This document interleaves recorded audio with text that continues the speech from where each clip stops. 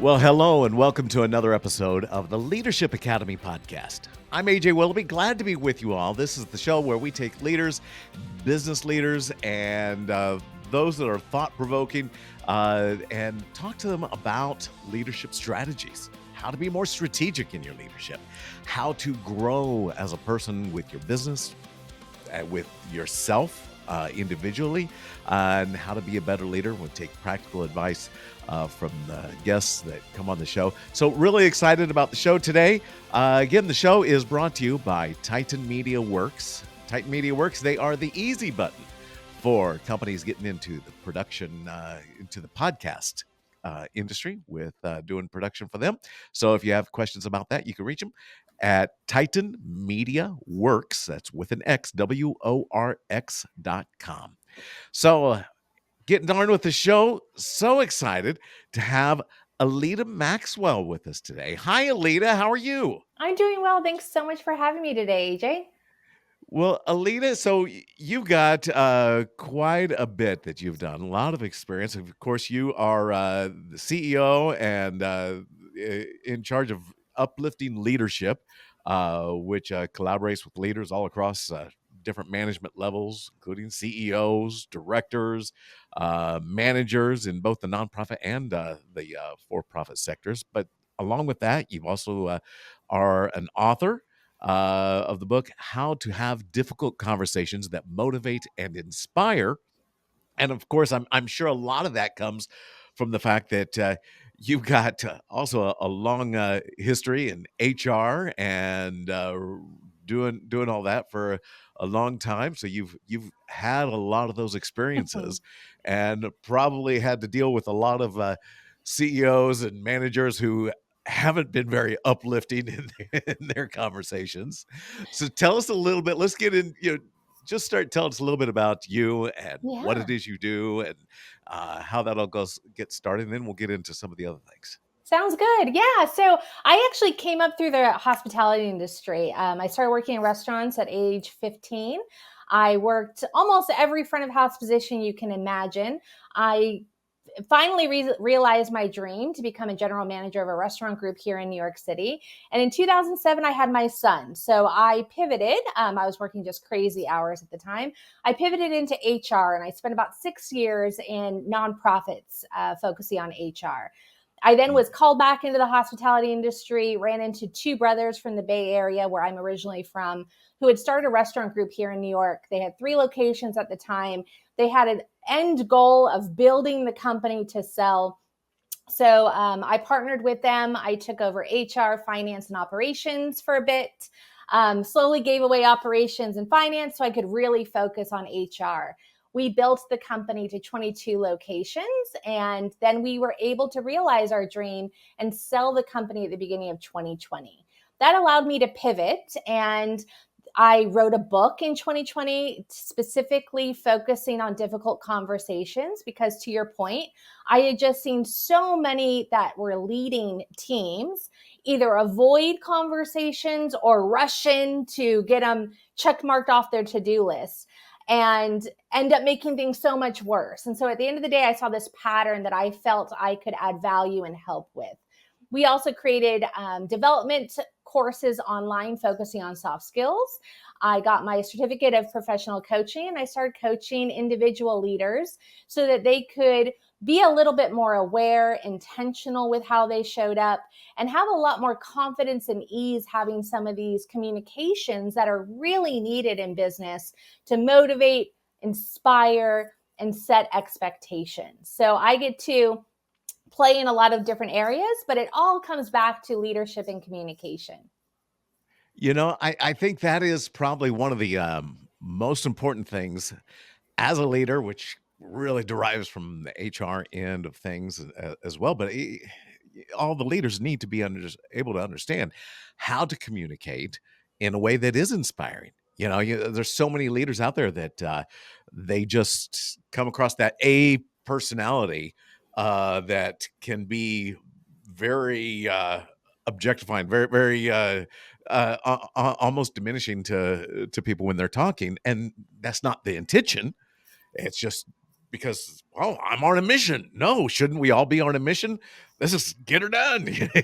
So how do you deal with those kind of personalities and work with them and teach them, to be more inspiring with it's, you don't feel like, hey, okay, so what I got to do is I got to put a spin on everything I say, you know, Yes. how do you deal with that? Well, I like starting from the beginning. And really, what I do is I challenge my clients to consider, what type of a leader do you want to be? Sometimes it stumps people. And so we go back a bit and ask, what type of leaders throughout your life, whether you reported to them or you just saw them out in the world, do you really enjoy? Why did you enjoy either working for them or their leadership style? And it's about creating some awareness. Who do we want to show up as? And then how do we show up as that consistently? And then from there, we could get into, okay, now how do you want to affect people? One of the biggest challenges I give my clients when we start working together is, what type of intention do you want for your communication? Or how do you want people to feel during or after a conversation with you? Whether you're giving them feedback, whether you're promoting them, whether you're terminating them, the goal might change, but how do you want them to feel? When we can start from that place, I find it's much easier to start entering into these conversations. And then the other thing I see is that so many of us as leaders put this pressure on ourselves to figure out the problem on our own, figure out solutions on our own, and then enact the solutions on our own. And I find that that is just unneeded pressure, that when we can understand that we're not going to know everything, and we start getting curious and asking questions, there's so much, again, less pressure, but so many more opportunities for the best solutions to come out when we lay down this thought process that we have to know everything and instead show up with a ton of questions so we can build our knowledge about the issue at hand. All right. So when you have a client that comes to you and they're, Alita, we need help. First off, I think recognizing the fact that they need some help in all this is probably the biggest issue. Huge, yeah. Yeah. So where do you start with talking with them? Well, I typically start trying to understand what their top challenges are. What I find is that people might think they have a challenge over here, but through conversation, just through giving themselves time to really think about it, they realize the challenge is actually just the symptom. When they dig deeper, their challenge might be a little bit different than they automatically assume. So, really getting to the root cause of their challenge is step one. And then we can get into some other avenues of what their goals are and how we can reverse engineer to get them to their goals. All right. So you got a leader who's comes to you. Well, tell me this: when they're coming to you, what is it that they're typically looking for? Is it, hey, I've got a problem employee that I don't want to get rid of, but I don't know how to and get them on the right track? Or is it, hey, I got to let someone go. I don't know how to do it and without crushing the person, or I'm just trying to get a better aspect of my team. What are the things that they're usually coming to you for help with? Yeah, there's a couple different pain points that I find are pretty common. One is, I'm stuck.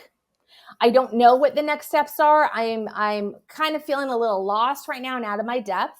Another is, I'm trying to navigate politics and ego, and I'm unsure of how to do this. Another that I hear quite often is, I'm frustrated. I've had the same conversations with my team. They're not meeting my expectations, and I'm really frustrated. So these three scenarios are pretty common that we end up getting into. And that latter scenario typically comes back to, how clear were we on setting expectations? How are we on creating buy-in around the expectation? And did we talk through what was going to happen if that person did not meet our expectation, which I find is a huge one that we typically jump on over? So, okay, what about someone like that? And they feel like, hey, I've gone and I'm at the end of the rope.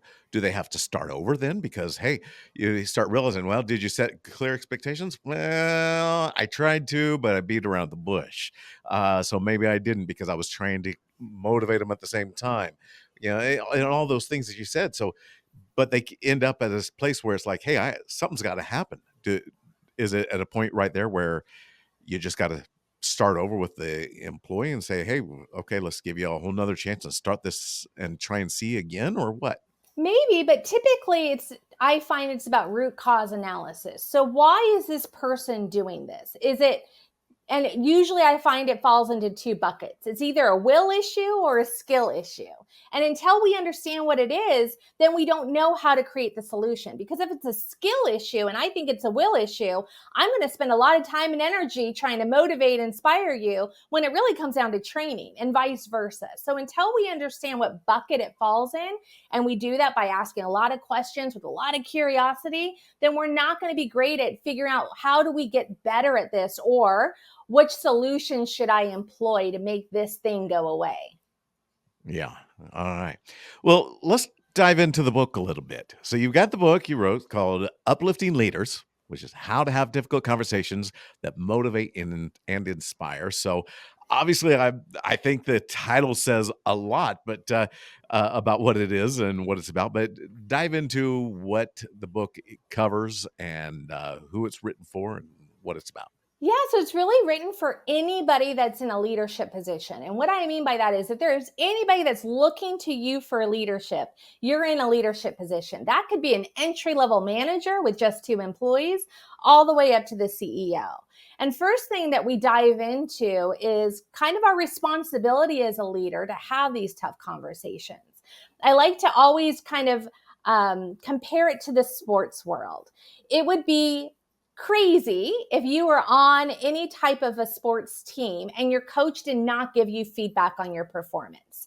You would think that that was crazy. If I'm playing basketball and my coach is not saying anything about how I'm playing, that's laughable, right? But how many of us are in leadership positions and we don't see that giving feedback, whether it's in the moment or because we've noticed a pattern of behavior, that's a part of our job. That's a huge part of our job. So first off, we have to decide that that is a part of our job that we're going to take on. And then we get into how do we have some of these conversations. So many times I find that people enter into conversations knowing a lot.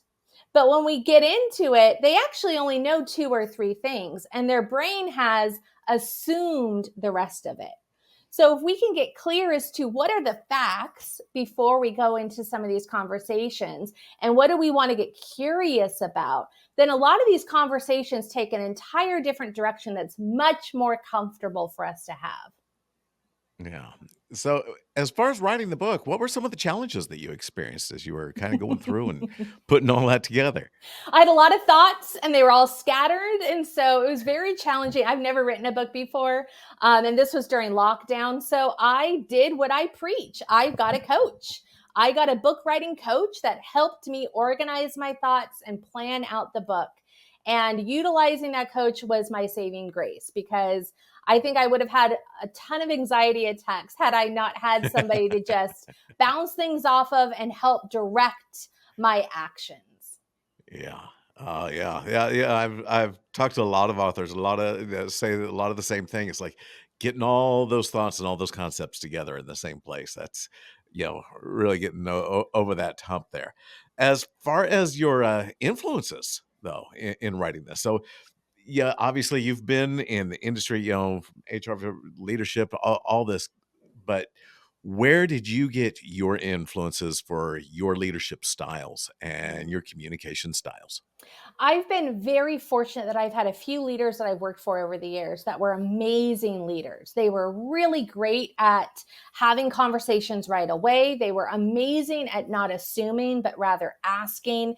They were great at taking the time and having the patience to explain the whys and to create that buy-in with me. And so I really kind of adopted their approach as my own. There's also a number of industry leaders that I look to that I really aspire to be like and respect. And so I definitely look to them throughout my journey as well. But I've been very fortunate. I've also been fortunate to have some leaders that just were awful. And they were really, really great learning lessons for me as to, I don't want to be like that. I don't want to make people feel like this. And so whether it's good or bad leaders, I've really been able to learn from all of them. Well, something that I always was taught from a kid. You can't learn everything from someone, but you can learn something from everyone, whether Yeah. that's good or bad.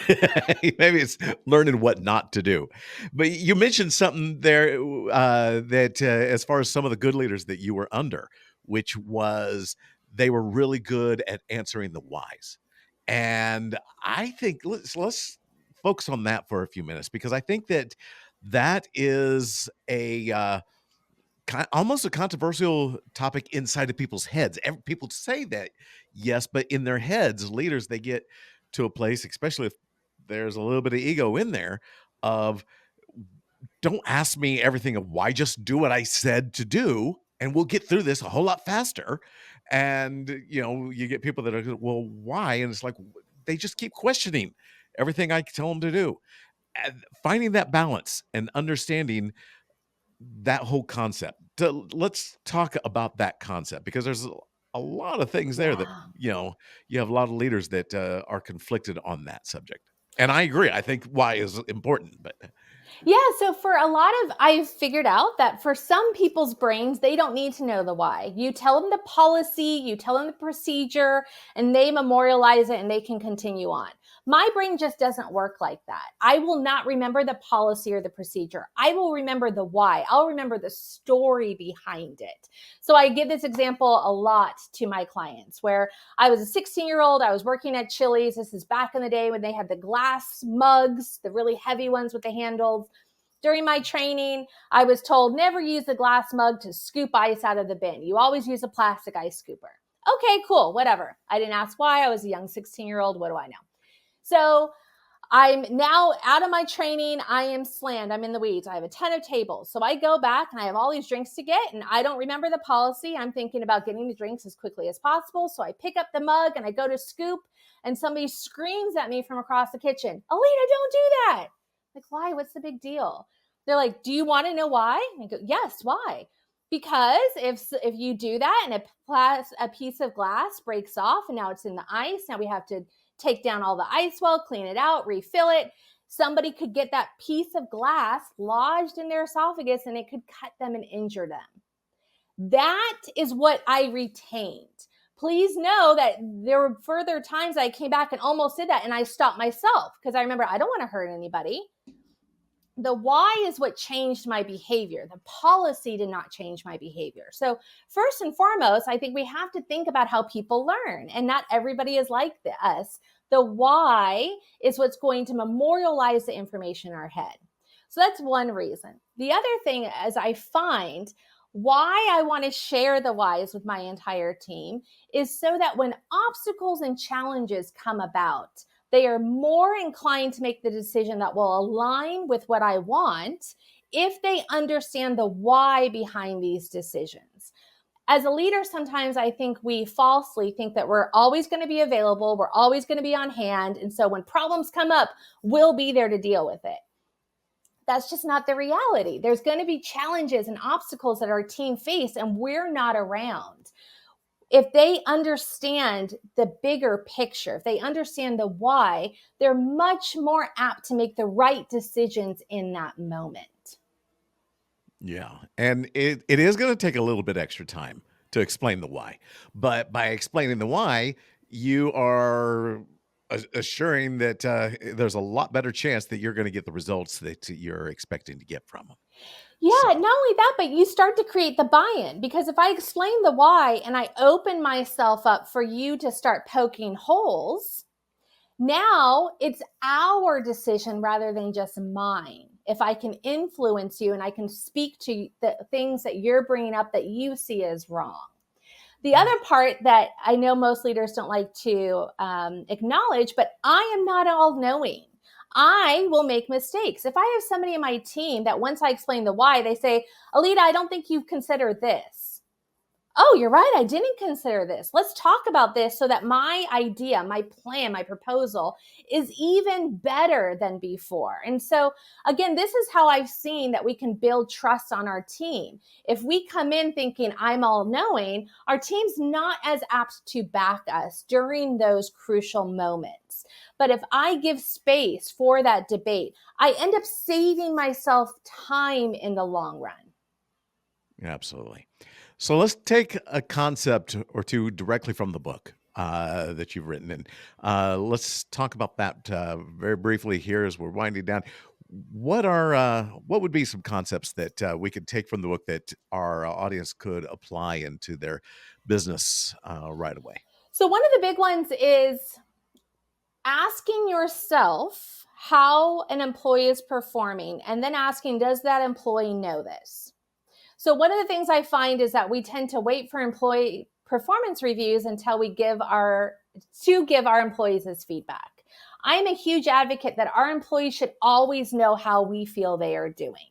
We should not be keeping this a secret. And so that is one thing that the book talks about, is why it is so crucial for us to constantly be giving feedback and asking for feedback from our team.